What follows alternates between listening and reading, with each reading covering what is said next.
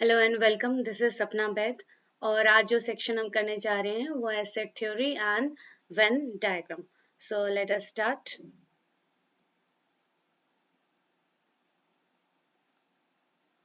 Okay, set theory and Venn diagrams. ठीक है, what are different types of sets? Finite set. ठीक है, set क्या होता है? जब आप ग्रुप ऑफ एलिमेंट उसमें कुछ रखते हो। ठीक है, जैसे ABCD, ये ग्रुप ऑफ एलिमेंट्स हैं। सेट के अंदर जो होता है उसको बोला जाता है एलिमेंट्स। ये ग्रुप ऑफ एलिमेंट्स हैं, इसको आप इस थर्ड ब्रैकेट के अंदर रखते हो, इसको बोला जाता है सेट। ठीक है, फाइनाइट सेट क्या है? सेट के अंदर जब लिमिटेड नंबर ऑफ वेरिएबल्स हो, फाइनाइट नंबर ऑफ एलिमेंट्स हो, 1 2 3 4 5, ये फाइनाइट 50 तक के values finite number of values होते हैं। जैसे एक क्लास में कितने स्टूडेंट है, 40 50 100 200, तो एक फाइनाइट नंबर ऑफ वैल्यूज को फाइनाइट सेट बोला जाता है। इनफाइनाइट सेट जिसका एंड वैल्यू मुझे ना पता हो, क्या मैक्सिमम वैल्यू है, क्या टोटल वैल्यू है, जब मुझे ना पता हो, like stars in the sky. ठीक है, तारे गिनते रहो, जितने मर्जी तारे गिनो, एंड तो होने नहीं है। So that is infinite set. Empty set उनको बोला जाता है जिसका कोई वैल्यू ही ना होता हो। जैसे यदि मैं बोलूं कि 18 साल से नीचे कितने बच्चे अब वोट देने वाले हैं, 18 ईयर्स के नीचे वोट तो देते ही नहीं है कोई। ठीक है, तो वो नल सेट हो जाता है। ठीक है, क्लास में सब बॉयज हैं और मैंने बोला कोई गर्ल डांस करके बताओ, तो दैट इज नल और वॉइड सेट, जिसमें कोई एलिमेंट होता ही ना हो। जैसे number of persons moving in air without any machine. ठीक है, so A set of positive number जिसमें कोई भी वैल्यू ना हो, जीरो सेट हो। फिर आता है इक्वल सेट। इक्वल सेट का मतलब होता है वैल्यू सेम होना चाहिए, 1 2 3 4 3 1 2 4, ABCD CABD ऐसा कुछ। ठीक है, ABCD और इधर ऐसे CABD ऐसा कुछ। ठीक है, दोनों में सेम ही एलिमेंट्स हो, उसको बोला जाता है इक्वल सेट। इक्विवेलेंट होते हैं जब उनके टोटल नंबर्स 1 2 3 4 चार वैल्यूज हैं। यहाँ पे देखो BAL1, ये भी 4 वैल्यूज है, तो 4 value equal to 4 value, total number of variable same हो तो वो है इक्वल सेट, और वैल्यू सेम हो तो हो जाता है इक्विवेलेंट सेट। सबसेट है, जैसे ये देखो बड़ा सेट है 3 5 6 8 9 10 11 13, और इसका कुछ पार्ट 5 11 13, एक एक्स सेट है जिसमें बहुत सारे वैल्यूज हैं, एक और सेट है जिसमें कम वैल्यूज हैं, और वो कम वाला वैल्यू बड़े वैल्यू का ही पार्ट हो। सबसेट का मतलब पार्ट। ठीक है, तो एनी सबसेट ऑफ एक्स, ठीक है, जो बिलोंग करते हो एक बड़े सेट को और उसके सारे वैल्यूज बड़े सेट में इंक्लूडेड हो, उनको बोला जाता है सबसेट। तो ये हो जाएगा सुपर सेट, और इसी का छोटा हिस्सा है ये, तो ये हो जाएगा सब सेट। फिर आता है यूनिवर्सल सेट। यूनिवर्सल सेट का मतलब होता है जब सारे जो मेन सेट होता है, जो बड़ा सेट होता है।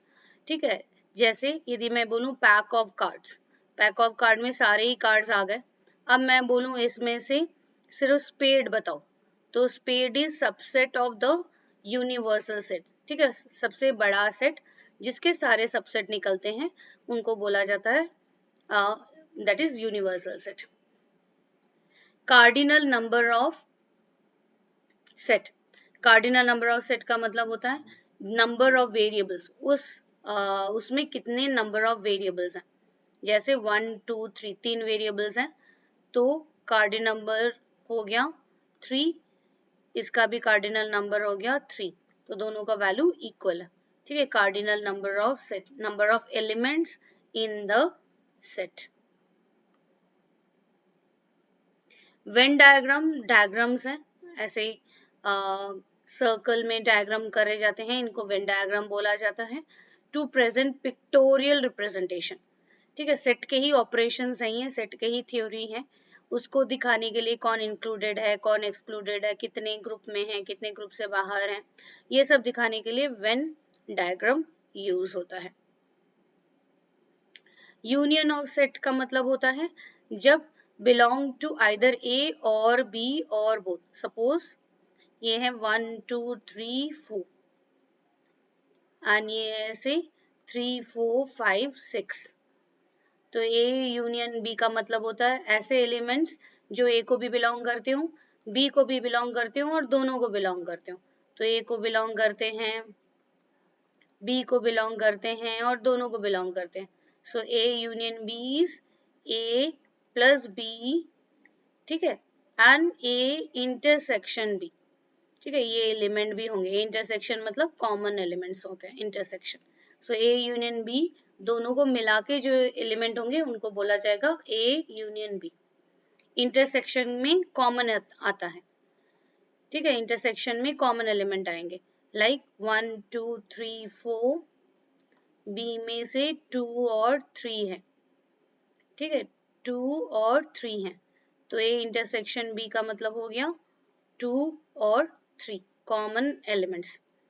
इन्हीं दो चीजों को, इन्हीं दो जो यूनियन इसका है, इसको यदि मैं वेन डायग्राम के थ्रू बताऊं,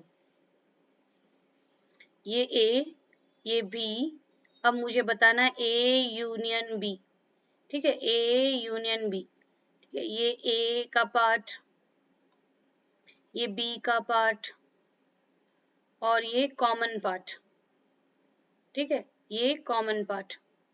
सो जो ए को बिलोंग करते हो, जो बी बिलोंग करते हो और जो दोनों को बिलोंग करते हो, सो इसका मतलब ए यूनियन बी में सारा ही पार्ट्स आ जाएगा।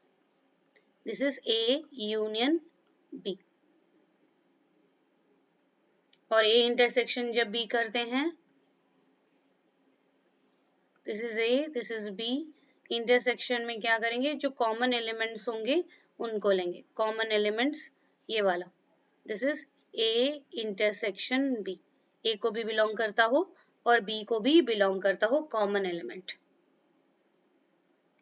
Difference of two set, difference of two set का मतलब होता है ए में जो वैल्यूज हैं, सपोज 1 2 3 4 5, बी में जो वैल्यूज हैं से 3 4, ठीक है। डिफरेंस का मतलब मैं यदि a माइनस बी करूं तो b के सारे एलिमेंट्स a में से निकाल के, b के सारे एलिमेंट a में से निकाल के a में जो रहेगा 3 एंड 4 को एलिमिनेट कर दूं, फिर जो वैल्यू रहेगा 1 2 5, इसको बोला जाता है a माइनस बी, और कभी कभी ऐसे वाला सिंबल भी यूज होता है, ठीक है। तो a माइनस बी मतलब b के सारे एलिमेंट्स जो हैं उसको निकाल के a में रिमेनिंग वैल्यूज जो होंगे वो हो जाएगा a माइनस बी। उल्टा b माइनस a करें 3 4 से 1 2 3 4 तो कुछ भी नहीं रहेगा, नल सेट हो जाएगा, एम्प्टी सेट हो जाएगा, क्योंकि 3 4 से माइनस करके और रहेगा क्या, कुछ भी नहीं, so that will be null set. इसको यदि हम वेन डायग्राम के थ्रू बताएं, a माइनस बी करूं, फिर a में क्या रहेगा, a माइनस बी करके फिर a में क्या रहेगा, a will be this part, ठीक है, a माइनस बी, और b माइनस a करें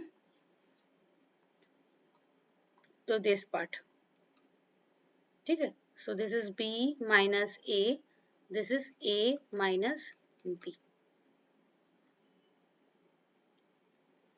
complement of a set, suppose आपको यूनिवर्सल सेट गिवन हो, यूनिवर्सल सेट आपको गिवन हो 1 से लेके 10 तक यूनिवर्सल सेट गिवन हो,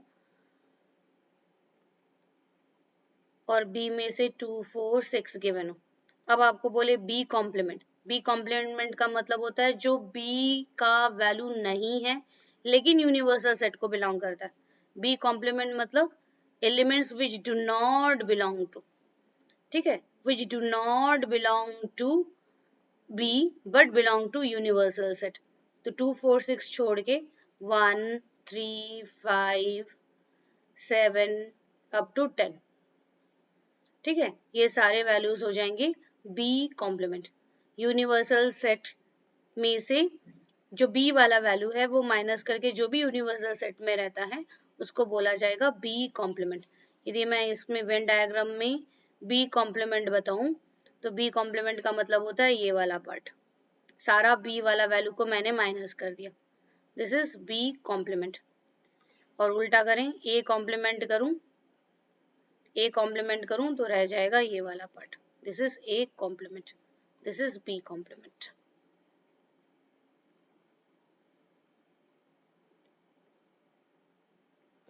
तो पहला question A union C, A union C का मतलब elements which belong to A and which belong to C and both, A को भी बिलोंग होना चाहिए, सी को भी बिलोंग होना चाहिए एंड दोनों को बिलोंग होना चाहिए।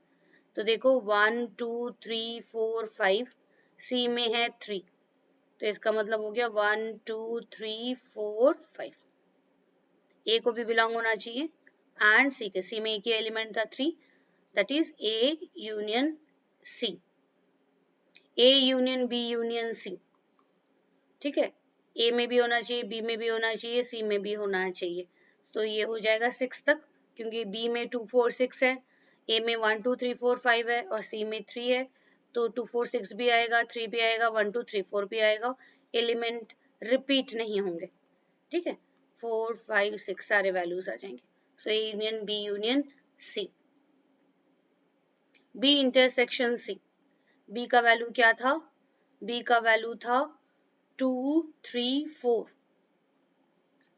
ठीक है, सॉरी बी का वैल्यू था 2 4 6, बी का वैल्यू था 2 4 6 और सी का वैल्यू था 3, तो इसका मतलब कोई कॉमन एलिमेंट नहीं है, तो B intersection C null set हो जाएगा 5, ठीक है, एम्प्टी सेट हो जाएगा, नल सेट हो जाएगा।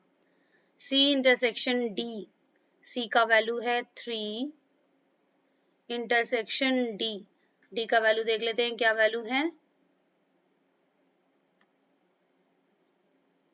डी का वैल्यू है 0 से लेके 9 तक, ठीक है, 0 से लेके 9 तक,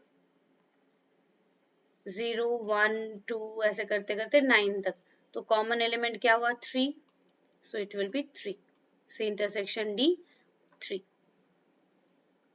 ए इंटरसेक्शन बी यूनियन सी, ठीक है, ए का वैल्यू है 1 2 3 4 5, ए का वैल्यू देख लेते हैं क्या है 1 2 3 4 5, ठीक है, ए का वैल्यू है 1 2 3 4 5, intersection B union C, B में था 2 4 6, बी में 2 4 6 और सी में 3,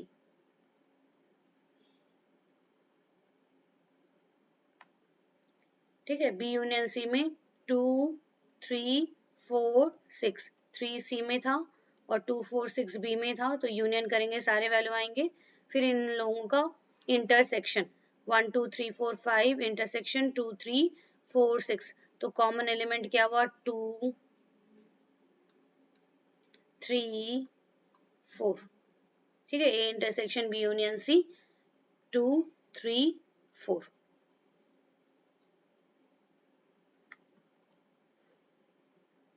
ए इंटरसेक्शन बी, ए में 1 2 3 4 5, इंटरसेक्शन बी, बी में 2 4 6,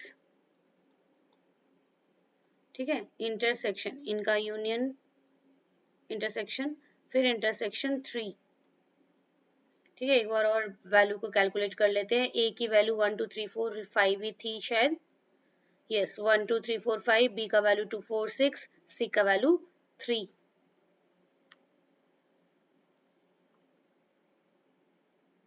ठीक है, 1 2 3 4 5, बी का वैल्यू 2 4 6, इंटरसेक्शन 3, तो इनका कॉमन एलिमेंट, इनका कॉमन एलिमेंट क्या है, एक तो है 2, एक तो है 4, फिर इनका इंटरसेक्शन 3 के साथ, तो कॉमन कुछ है नहीं, तो ये भी नल सेट,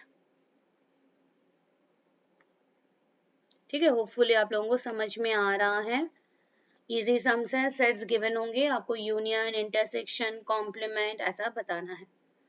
अब देखो यूनिवर्सल सेट गिवन है 0 से लेके 9 तक, ए की वैल्यू गिवन है, बी की वैल्यू गिवन है, सी की वैल्यू गिवन है, अब पूछ रहे हैं A complement intersection B, A complement, A complement का मतलब ए का वैल्यू छोड़ के यूनिवर्सल सेट में जो रहेगा, तो 0 1 2 ए में आ गया तो नहीं लिखेंगे, 3 4 आ गया नहीं लिखेंगे, 5 6 नहीं लिखेंगे, 7 8 9, ए कॉम्प्लीमेंट का मतलब ऐसे वैल्यूज जो यूनिवर्सल सेट में है लेकिन ए के नहीं है, elements which belong to universal set but do not belong to A, तो ए कॉम्प्लीमेंट हो गया। अब बोल रहे हैं इंटरसेक्शन विद बी, बी का वैल्यू देखो क्या लिखा है 1 3 5 7, तो कॉमन होगा A complement intersection B, complement का मतलब हो गया कॉमन, तो 1 3 5 7 ये कॉमन है, ठीक है। So A intersection B, A complement intersection B. फिर आता है A union B minus C, ये साइन क्या है, माइनस का साइन है। A union B, A union क्या लिखेंगे, ए यूनियन बी का लिखेंगे 1 2 3 4 5 6 7, 1 3 5 7 बी में है और 2 4 6 यहाँ है, तो 1 2 3 4 5 6 7 ए यूनियन बी माइनस सी, सी में क्या है 6 और 7, तो क्या रह जाएगा 6 7 छोड़ दो तो रह जाएगा 1 2 3 4 5, 1 2 3 4 5, 6 7 छोड़ दो तो रहेगा 1 2 3 4 5। अब A union C complement, A union C complement, तो ए की वैल्यू देख लेते हैं क्या थी, ए की वैल्यू थी 2 4 6, ठीक है, ए की वैल्यू थी 2 4 6,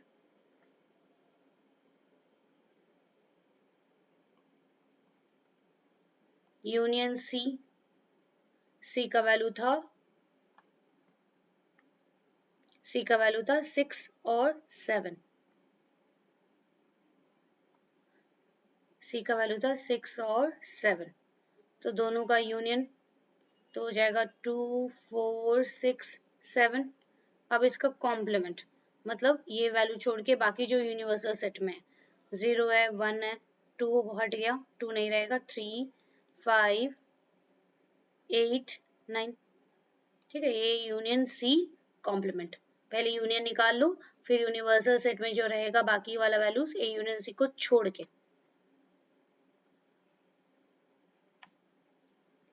ठीक है। अब आता है A intersection union B intersection, तो A intersection union, A intersection union का मतलब ए ही होगा, ठीक है, तो उसका वैल्यू था 2 4 6, ए का क्या वैल्यू था 2 4 6,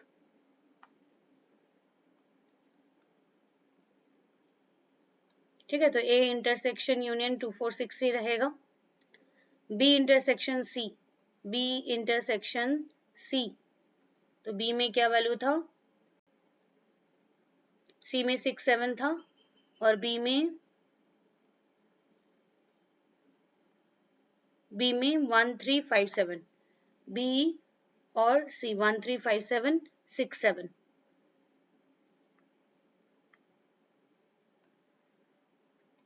1 3 5 7 और 6 7 इनका आपस में इंटरसेक्शन, ठीक है, तो कॉमन एलिमेंट क्या हुआ है खाली 7, ठीक है। अब इन दोनों का इंटरसेक्शन 7 का और इसका इंटरसेक्शन, ए इंटरसेक्शन यूनियन जो universal set intersection B intersection C, तो बी इंटरसेक्शन सी में कॉमन कुछ भी नहीं है तो ये भी नल सेट होगा।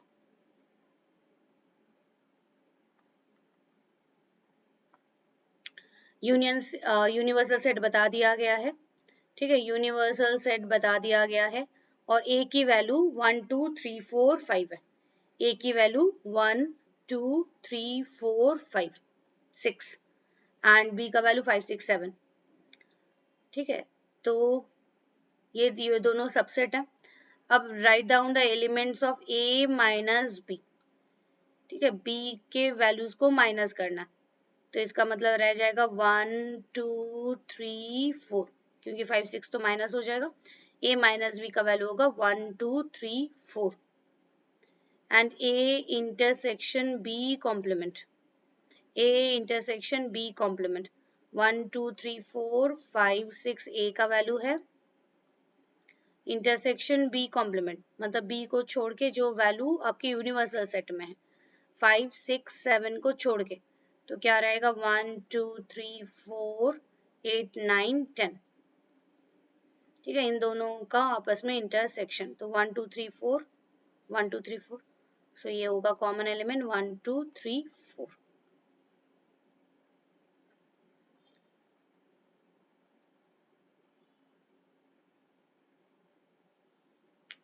ठीक है, in a class of 100 student 45 students read physics, 52 students read chemistry, 15 students read both the subject. Find the number of students who study neither physics nor chemistry. ठीक है, जिनको ना फिजिक्स पढ़ना है ना केमिस्ट्री पढ़ना है। ठीक है, neither physics nor chemistry। तो इसको वेन डायग्राम के थ्रू करेंगे।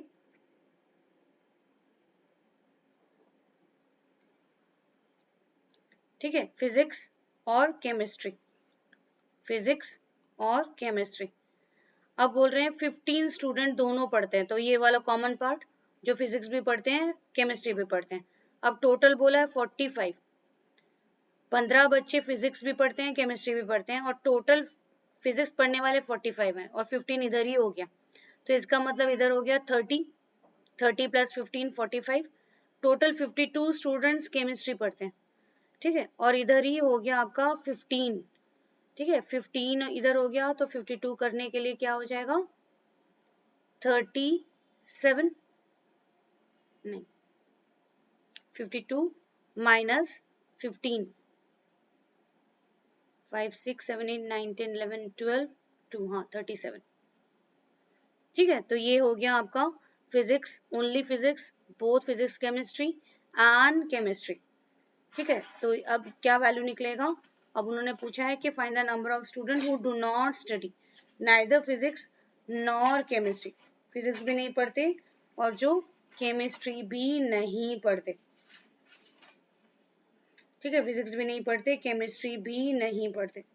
तो ये देखो, ये हो गया 30 प्लस 15 45, 45 प्लस 37 82, 30 प्लस 15 प्लस 37, ये हो गया 82। 82 टोटल स्टूडेंट जो आइदर चाहे फिजिक्स पढ़े केमिस्ट्री पढ़े कुछ ना कुछ ये पढ़ रहे हैं, और टोटल जो स्टूडेंट थे, टोटल स्टूडेंट कितने थे 100, 100 में से 82 कुछ ना कुछ पढ़ते हैं, तो बाकी रिमेनिंग कितने हैं 18, 18 स्टूडेंट्स नाइदर, ना फिजिक्स पढ़ते ना केमिस्ट्री पढ़ते हैं।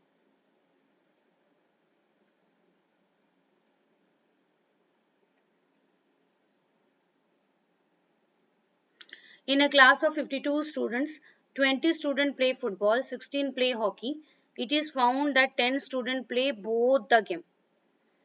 ठीक है, 52 स्टूडेंट है जिसमें कुछ फुटबॉल खेलते हैं कुछ हॉकी खेलते हैं। It is found that 10 student play both the game, दोनों खेलते हैं, फुटबॉल भी खेलते हैं एंड हॉकी भी खेलते हैं, और टोटल कितने हैं 20 स्टूडेंट फुटबॉल खेलते हैं, इसका मतलब 10 और टोटल 20 है, 10 ऑलरेडी इधर आ गया जो बोथ बोला है। ठीक है, तो 10 इधर 20 हो गया, और टोटल 16 स्टूडेंट हॉकी, तो इसका मतलब इधर हो गया 6, तो इसका मतलब 10 plus 10 plus 6, 26 student either hockey या फुटबॉल खेलते हैं, आइदर हॉकी या फुटबॉल खेलते हैं। तो टोटल 52 स्टूडेंट थे, 52 स्टूडेंट में जरूर अब 26 माइनस कर दो, तो रहेगा 26 स्टूडेंट जो एक भी गेम नहीं खेलते हैं। ये है टोटल स्टूडेंट, और वो क्लास का टोटल स्टूडेंट 52 है, जो 10 student only football and hockey and ये कुछ ना कुछ खेलते हैं, और टोटल 52 स्टूडेंट है, तो उसमें से मैंने माइनस कर दिया, तो रिमेनिंग 26, 26 कुछ ना कुछ खेलते हैं और 26 बिल्कुल भी कुछ भी नहीं खेलते।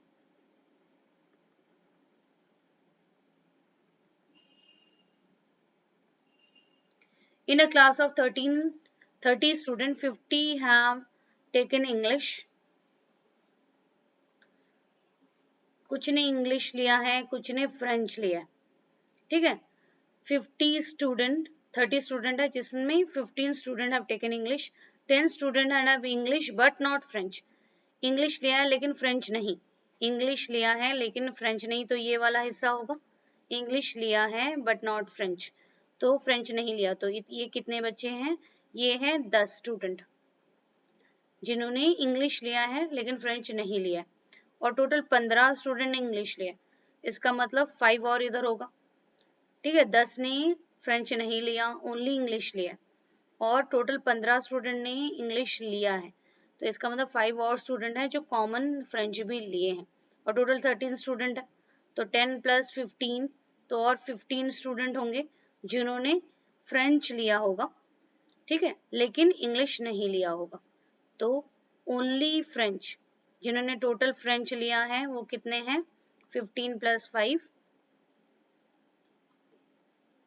20। ये 15 कहाँ से मिला? ये 15 ऐड करा, टोटल स्टूडेंट 30 थे, तो 30 माइनस 15 वापस 15, तो इसका मतलब 15 फ्रेंच है। एंड सेकेंड जो पार्ट है फ्रेंच बट नॉट इंग्लिश, तो ये वाला पार्ट है French not English, so that is 15। In a class of 70 students, 23 students and 30 students passed in mathematics and 15 students in mathematics but not passed in statistics.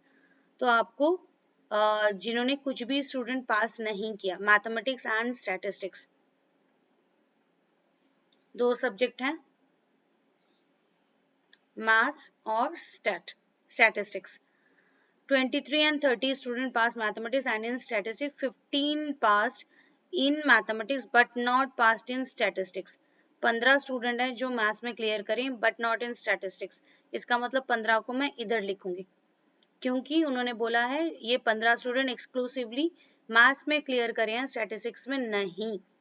और total देखो 23 student maths में clear करते हैं, तो 15 इधर हो गया। 23 के लिए हमें क्या करना पड़ेगा? 8 मोर, ठीक है, 23, 15 प्लस 8, 15 से 8 प्लस करोगे तो 23 स्टूडेंट हो गए। टोटल 30 स्टूडेंट बोला है स्टैटिस्टिक्स में, तो 8 इधर हो गया, तो इधर हो गया 22, टोटल 30 स्टूडेंट होने चाहिए जो स्टैटिस्टिक्स में क्लियर करेंगे। ठीक है, तो 15 ये वाला हिंट हमने लिया, 15 मैथ्स में क्लियर करते हैं बस स्टैट में क्लियर नहीं करते, तो वो ये वाला एरिया होगा, तो यहाँ 15 लिख दिया। टोटल 23 स्टूडेंट है, तो यदि 15 इधर ही होते हैं तो टोटल 23 करने के लिए यहाँ पे 18 आएगा, 8 आएगा। अब यहाँ 30 स्टूडेंट बोला है, तो 30 ऑलरेडी 8 आ चुका, तो इसका मतलब 20 जो खाली स्टैटिस्टिक्स में क्लियर करते हैं, मैथ्स में नहीं। ठीक है, अब बोल रहे हैं who did not pass in any subject. ठीक है, पास का कितना हो गया? 15 प्लस 8, ठीक है, ये हो गया इधर 30, 45, 8 प्लस 22 30, 30 प्लस 10 15, 45 स्टूडेंट पास करें। टोटल स्टूडेंट कितने थे? 70, तो इसका मतलब fail, who did not pass in any of the subject, 45, 70, तो ये हो जाएगा आपका 25, जिन्होंने बिल्कुल भी कोई भी पेपर क्लियर नहीं किया है।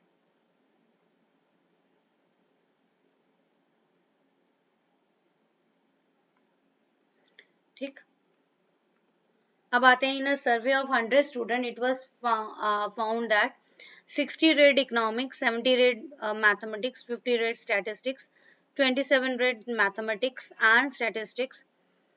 ठीक है, तो ये इंफॉर्मेशन गिवन है, तो रीड ऑल द 3 सब्जेक्ट। ठीक है, ऑल द 3 सब्जेक्ट आपको जो फाइंड करना है वो कॉमन एरिया, ये वाला पार्ट फाइंड करना। All the 3 subject, economics, maths and stat, ये तीनों सब्जेक्ट में ये वाला सेक्शन हमें फाइंड करना। ठीक है, तो उसको करने के लिए क्या कर रहे हैं, देखो उन्होंने बोला है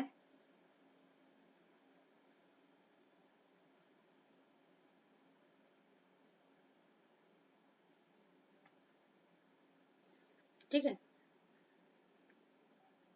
सब अलग अलग वैल्यूज के हिसाब से बोल दिया गया है कि कौन कितना पढ़ रहा है, दो कॉम्बिनेशन गिवन है यहाँ पे। तो हम जो यूज करेंगे फॉर्मूला जो यूज करेंगे, n cardinal number of a union b union c is equal to n of a plus n of b plus n of c minus N A intersection B minus N A intersection C minus N A B intersection C plus N A intersection B intersection C.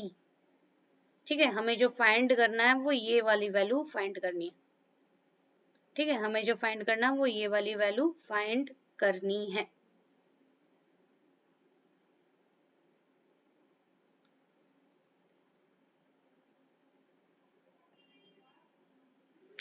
ठीक है, ये क्या है, जो सारे subjects पढ़ते हैं, mathematics भी, स्टैट भी एंड सो ऑन।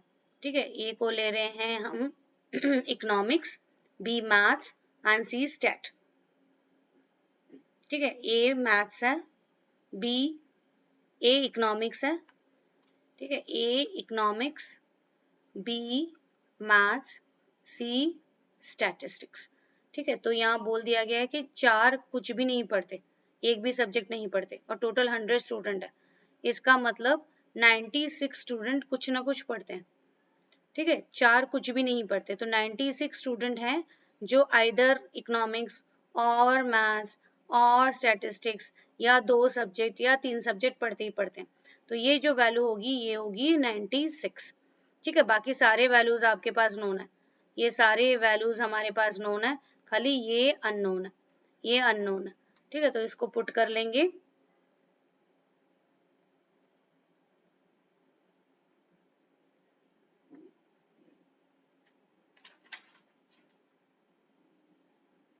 ठीक है, इसको पुट कर लेते हैं। A union B union C के हिसाब से ये हो गया 96, ये हो गया 96 इक्वल टू जो इकोनॉमिक्स पढ़ते हैं, जो मैथ्स पढ़ते हैं, जो स्टैट पढ़ते हैं, जो आइदर इकोनॉमिक्स या फिर मैथ्स पढ़ते हैं, जो मैथ्स या स्टैट पढ़ते हैं एंड जो इको या मैथ पढ़ते हैं। ठीक है, 27 सॉरी माइनस 35। ठीक है, तो देखो ये वैल्यू हमें गिवन थी, यहाँ से हमें गिवन था 60 इकोनॉमिक्स पढ़ते हैं 70। ठीक है, 60 इकोनॉमिक्स पढ़ते हैं, 70 मैथ्स पढ़ते हैं, 50 स्टैटिस्टिक्स पढ़ते हैं, माइनस मैथ्स या स्टैटिस्टिक्स माइनस 25 माइनस 35। ठीक है, ये वाला इक्वेशन मैंने नीचे लिखा था, प्लस जो तीनों सब्जेक्ट पढ़ते हैं, N is A intersection B intersection C. तो इसको जब सॉल्व करेंगे तो वैल्यू आएगी N A intersection B intersection C का वैल्यू आएगा 3। ठीक है, so that is the answer.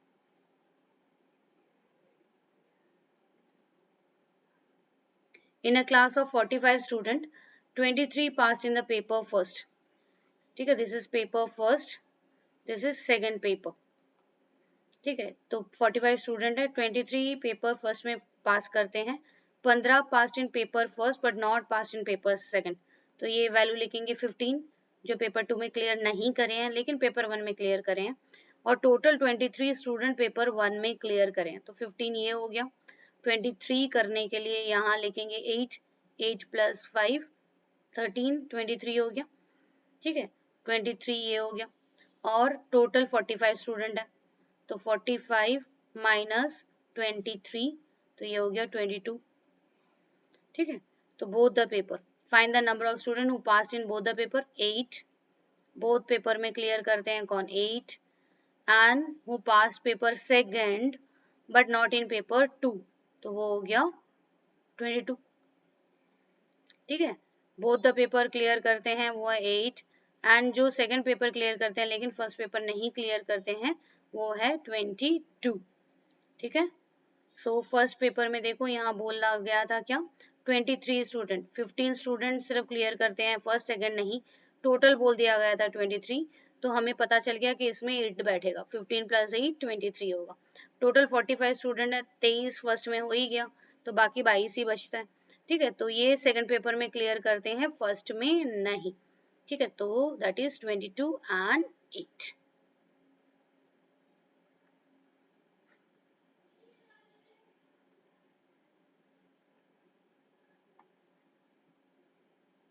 So that was,